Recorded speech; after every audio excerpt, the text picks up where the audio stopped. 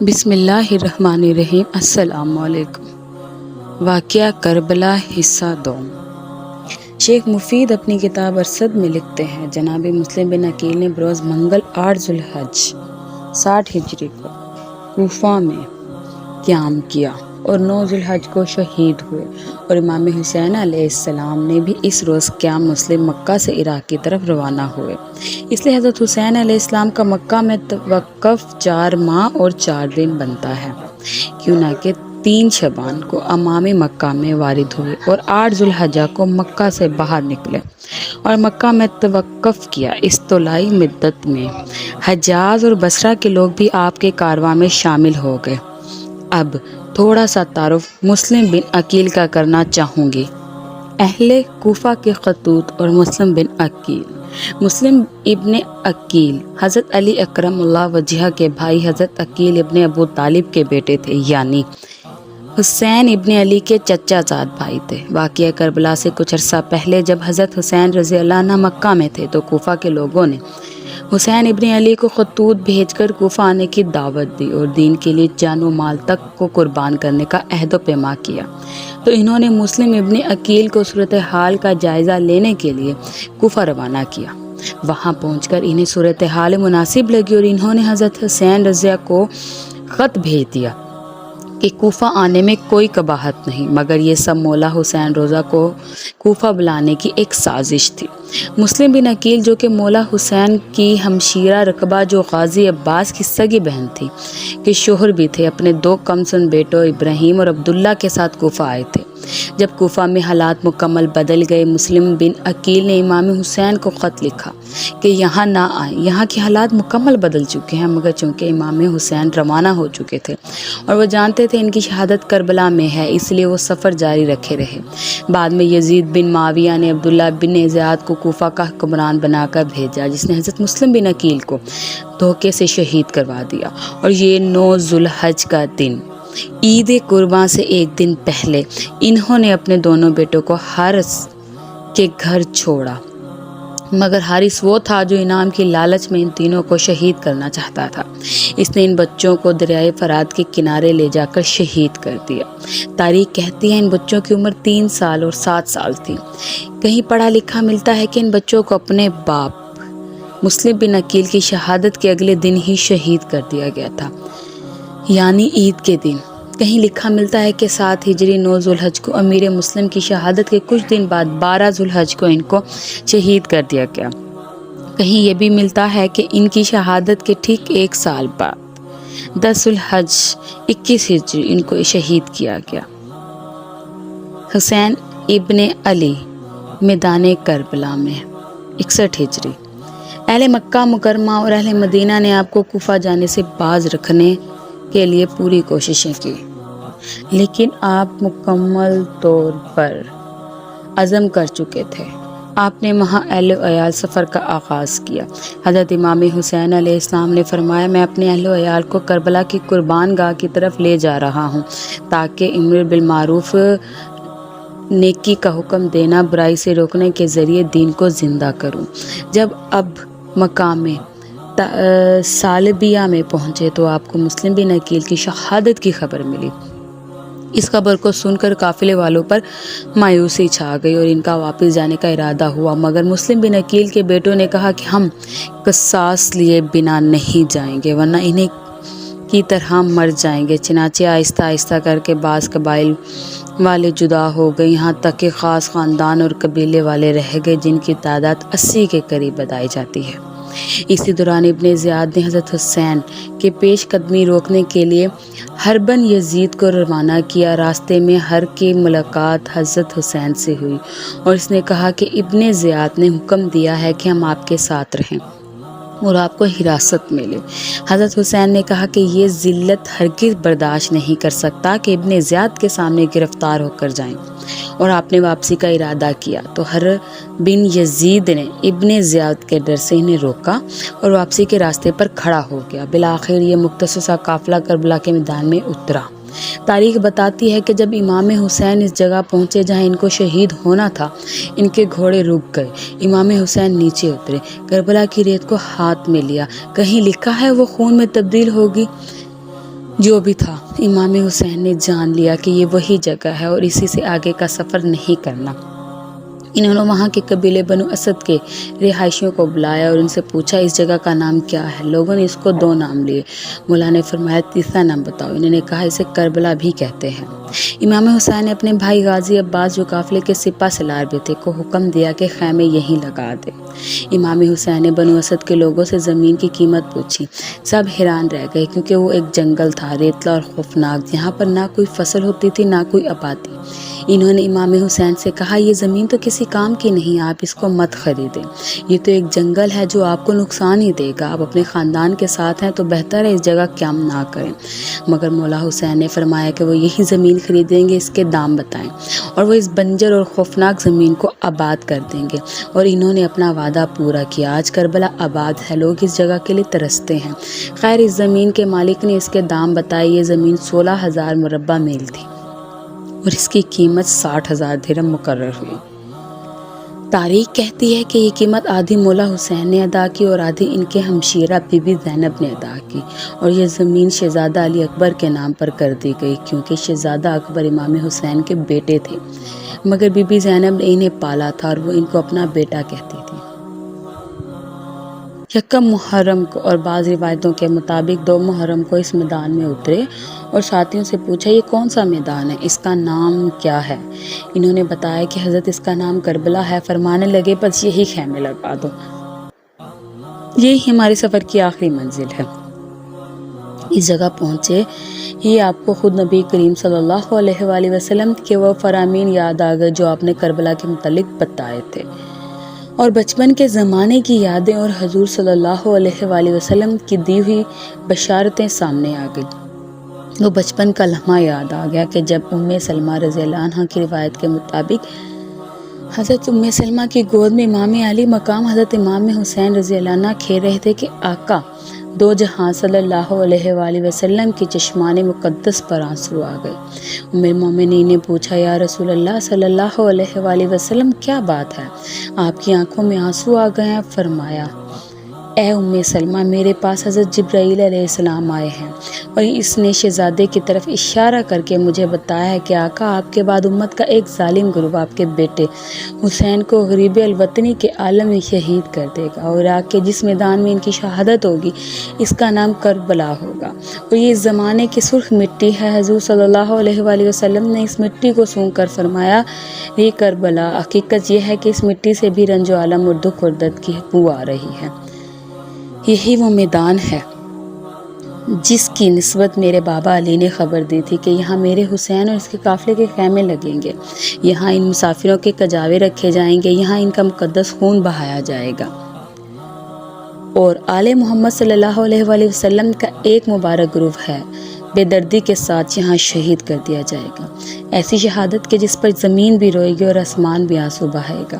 اسی میدان کی مٹی حضرت صلی اللہ علیہ وآلہ وسلم نے حضرت ام سلمہ رضی اللہ عنہ کو عطا کی تھی اور فرمایا تھا جب یہ مٹی خون میں تبدیل ہو جائے تو جان لینا میرا بیٹا شہید کر دیا گیا۔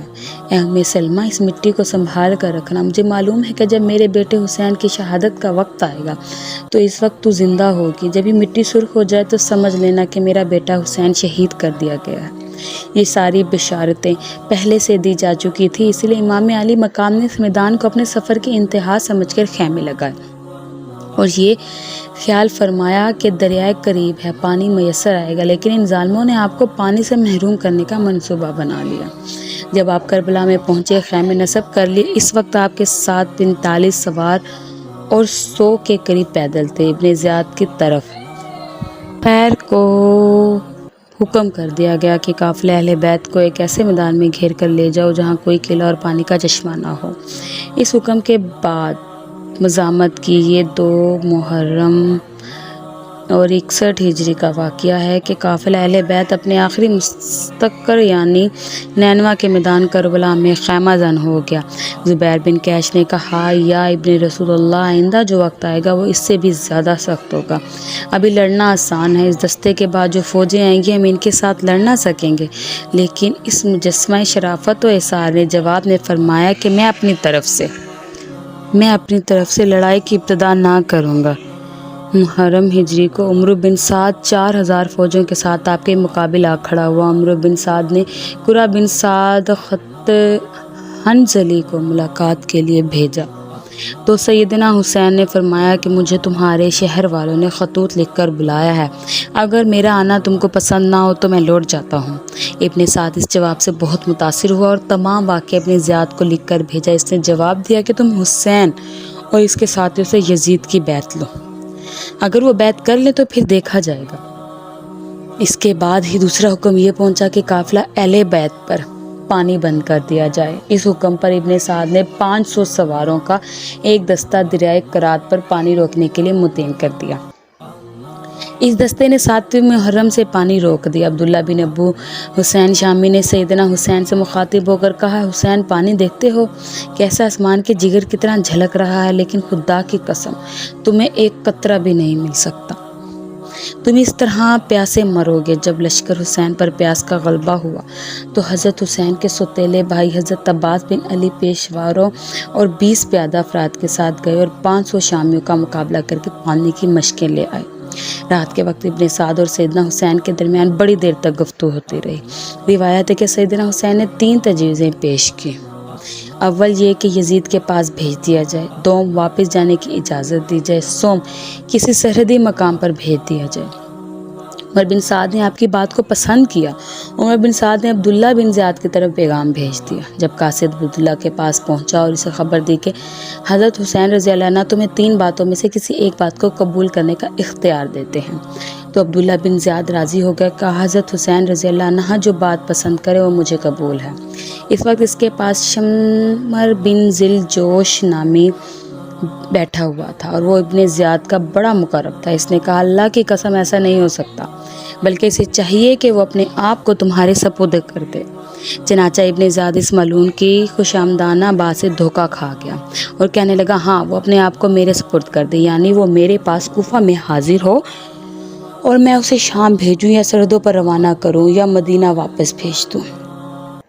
اس دوران ابن زیاد کا دوسرا حکم پہنچا کہ تم حسین کے سفارشی بنتے ہو، انہیں ڈھیل دیتے ہو، اگر وہ میرا حکم نہیں مانتے تو حملہ کر کے میدان صاف کر دو، اگر تم اس کے لیے تیار نہیں ہو تو فوج کی کمان ذل جوش کے حوالے کر دو۔ اس کے بعد 9 محرم کو عصر کے وقت اس نے فوج کو تیاری کا حکم دیا۔ حضرت حسین نے فرمایا کہ میرا نماز و دعا کے لیے 1 رات کی اجازت چاہتا ہوں۔ رات کے وقت حضرت حسین نے اپنے ساتھیوں کو ایک دردناک خطبہ دیا۔ آپ نے فرمایا، الہی تیرا شکر ہے کہ تو نے ہمارے گھرانے کو نبوت سے مشرف فرمایا اور دین کی سمجھ اور قرآن کا فہم عطا فرمایا۔ لوگوں، میں نہیں جانتا کہ آج روئے زمین پر میرے ساتھیوں سے افضل اور بہتر لوگ بھی موجود ہیں، یا میرے اہل بیت سے زیادہ ہمدرد و غمگسار کسی کی اہل بیت ہے۔ اے لوگوں، خدا تمہیں جزائے خیر دے، کل میرا اور ان کا فیصلہ ہو جائے گا۔ غور و فکر کے بعد میری رائے ہے کہ رات کے اندھیرے میں تم سب خاموشی سے نکل جاؤ اور میرے اہل بیت کو ساتھ لے جاؤ۔ میں خوشی سے تمہیں رخصت کرتا ہوں، مجھے کوئی شکایت نہ ہوگی۔ یہ لوگ صرف مجھے چاہتے ہیں اور میری جان لے کر تم سے غافل ہو جائیں گے۔ حضرت سیدنا حسین کے ان الفاظ سے اہل بیت فرت قراری سے تڑپ اٹھے اور سب نے بالا اتفاق آپ سے وفاداری اور جان نثاری کا عہد کیا۔ جب وفاداروں کی گرم جوشیاں ختم ہوئیں تو نماز کے لیے صفیں آراستہ کی گئیں۔ سیدنا حسین اور ان کے رفقا ساری رات نماز استغفار، تلاوت قرآن، دعا تذرہ میں مشغول رہے اور دشمن کی تبوک بکف سوار رات بھر لشکر کے حسین کے گرد چکر لگاتے رہے۔ 10 محرم 61 ہجری کو جمعہ کے دن نماز فجر کے بعد عمرو بن سعد 4000 سواروں کو لے کر نکلا۔ حضرت حسین نے بھی اپنے حساب کے صفین قائم کیں۔ لشکر حسین محض گنتی کے سواروں اور چند پیدل افراد پر مشتمل تھا۔ جب دشمن کی فوج نے پیش قدمی کی تو اس مجسمہ ایثار و قربانی اور صبر و استقامت کے پیکر نے ان کے سامنے بآواز بلند مندراج ذیل خطبہ ارشاد فرمایا، لوگوں، میرا حسب نسب یاد کرو، سوچو میں کون ہوں، پھر اپنے گریبانوں میں نظر ڈالو اور اپنے ضمیر کا محاسبہ کرو۔ کیا تمہارے لیے مجھے قتل کرنا اور میری حرمت کا رشتہ توڑنا جائز ہے؟ کیا میں تمہارے نبی کی لڑکی کا بیٹا، ان کے چچا زاد بھائی علی کا فرزند نہیں ہوں؟ کیا سیدہ شہداء حمزہ میرے باپ کے چچا نہیں تھے؟ کیا ذوالجناحین جعفر تیار میرے چچا نہیں؟ کیا تم نے رسول اللہ صلی اللہ علیہ وآلہ وسلم کو میرا اور میرے بھائی کے حق میں یہ فرماتے ہوئے نہیں سنا؟ سیدہ شباب الجنہ، جو جوانہ جنت کے سردار، اگر میرا بیان سچا ہے اور ضرور سچا ہے، کیونکہ واللہ میں نے ہوش سنبھالنے سے لے کر اب تک جھوٹ نہیں بولا، تو بتاؤ کیا تمہیں برہنہ تلواروں سے میرا مقابلہ کرنا چاہیے؟ کیا یہ بات بھی تمہیں میرا خون بہانے سے نہیں روک سکتی؟ واللہ اس وقت روئے زمین پر بجز میرے کسی نبی کی لڑکی کا بیٹا موجود نہیں۔ میں تمہارے نبی کا بلا واسطہ نواسا ہوں۔ کیا تم مجھے اس لیے ہلاک کرنا چاہتے ہو کہ میں نے کسی کی جان لی ہے، کسی کا خون بہایا ہے، کسی کا مال چھینا ہے؟ کہو کیا بات ہے، آخر میرا قصور کیا ہے؟ آپ نے بار بار پوچھا مگر کسی نے جواب نہ دیا۔ پھر آپ نے بڑے بڑے کوفیوں کو نام لے کر پکارنا شروع کیا، اے شیز بن ربی، اے حجار بن حجرہ، اے قیس بن اشت، اے یزید بن حارث، کیا تم نے مجھے نہیں لکھا تھا کہ پھل پک گئے، زمین سرسبز ہو گئی، نہریں ابل پڑی؟ اگر آپ آئیں گے تو اپنی جرار فوج کے پاس آئیں گے، سو جلد آ جائیں۔ اس پر ان لوگوں نے انکار کیا تو آپ نے چلا کر کہا، واللہ تمہیں نے لکھا تھا۔ آخر میں آپ نے کہا، اگر مجھے پسند نہیں کرتے تو چھوڑ دو، میں یہاں سے واپس چلا جاتا ہوں۔ قیس بن اشت نے کہا، آپ اپنے آپ کو اگر مجھے پسند نہیں کرتے تو چھوڑ دو، میں یہاں سے واپس چلا جاتا ہوں۔ قیس بن اشت نے کہا، آپ اپنے آپ کو اپنے عمزادوں کے حوالے کر دیں۔ اپنے آپ کو حوالے نہیں کروں گا۔ جس وقت اپنے ساتھ نے فوج کو حرکت دی تو خر ان سے کٹ کر علیحدہ ہونے لگا۔ تو مہاجرین اوس نے اس سے کہا، مجھے تمہاری حالت مشتبہ معلوم ہوتی ہے۔ خر نے سنجیدگی سے جواب دیا، خدا کی قسم میں جنت یا دوزخ کا انتخاب کر رہا ہوں۔ باخدا میں نے جنت منتخب کر لی ہے، یہ کہا اور گھوڑے اور نہایت عاجزی و انکساری سے معافی کا خواستار ہوا۔ آپ نے اسے معاف فرمایا۔ اس واقعے کے بعد عمرو بن سعد نے کمان اٹھائی اور لشکر حسین کی طرف یہ کہہ کر تیر پھینکا کہ گواہ رہو، سب سے پہلا تیر میں نے چلایا ہے۔ مختصر سی مبارزت طلبی کے بعد عمرو بن سعد کی فوج لشکر حسین پر ٹوٹ پڑی۔ ہر طرف جنگ کا میدان گرم ہو گیا، اور خون کے فوارے ابلنے لگے۔ سیدنا حسین کے شیر دل سپاہی جس طرف رخ کرتے صفوں کو الٹ دیتے تھے، مگر کثیر تعداد دشمن ذرا سی دیر میں پھر پنچوں کو ہجوم کو آتا تھا۔ چند گھنٹوں میں لشکر حسین کے بڑے بڑے نامور بہادر مسلم بن اوسجا، خر اور حبیب بن مازارہ شہید ہو گئے۔ جب دشمن کے سپاہی سیدنا حسین کے قریب پہنچے تو نماز کا وقت قریب تھا۔ آپ نے ابو ثمامہ سے فرمایا، دشمنوں سے کہو کہ ہمیں نماز کی مہلت دیں، مگر دشمن نے یہ درخواست منظور نہ کی اور لڑائی بدستور جاری رہی۔ اہل بیت کو صبر کی تلقین۔ سیدنا حسین کے سب رفقا یک کے بعد دیگرے شہید ہو چکے تو بنی ہاشم خاندان نبوت کی باری آئی۔ امام حسین رضی اللہ عنہ نے چاہا کہ اس خاندان سے میں آغاز کروں۔ تلوار اٹھائی، لیکن حضرت علی اکبر میدان میں آ گئے۔ عرض کرنے لگے، ابا جان، بیٹا آپ کا جوان ہے اور جوان بیٹوں کے ہوتے ہوئے باپ کو ایسی تکلیف کی ضرورت نہیں۔ میدان میں پہنچے، جہاد شروع کیا۔ آپ کی تلوار جس سمت اٹھتی یزیدی فوج کے ٹکڑے اڑا دیتی۔ آپ نے انہیں گاجر مولی کی طرح کاٹ کر رکھ دیا۔ پھر آپ کا گھوڑا زخمی ہو گیا۔ حیدری خون اور حسینی شجاعت نے یزیدی لشکر کو مصیبت اور مشقت میں ڈال دیا اور ان کے پرخچے اڑا دیے۔ امام حسین چاہتے تھے کہ اپنے جوان بیٹے کو، شباب کے ماہ کامل کو، حسن کے ماہ تمام کو اپنی آنکھوں سے لڑتا ہوئے دیکھیں، لیکن میدان کرب و بلا کے گرد نے ان کو چھپا لیا تھا۔ بقیہ حصہ انشاءاللہ پارٹ 3 حاصل کرنے کے لیے اگر آپ نے ابھی تک میرے چینل کو سبسکرائب نہیں کیا تو پلیز میرے چینل کو سبسکرائب کریں، لائک کریں اور بیل آئیکن کے بٹن کو دبانا نہ بھولیں تاکہ میری نیو آنے والی ویڈیو کی نوٹیفیکیشن بر وقت آپ کو مل سکے۔ شکریہ۔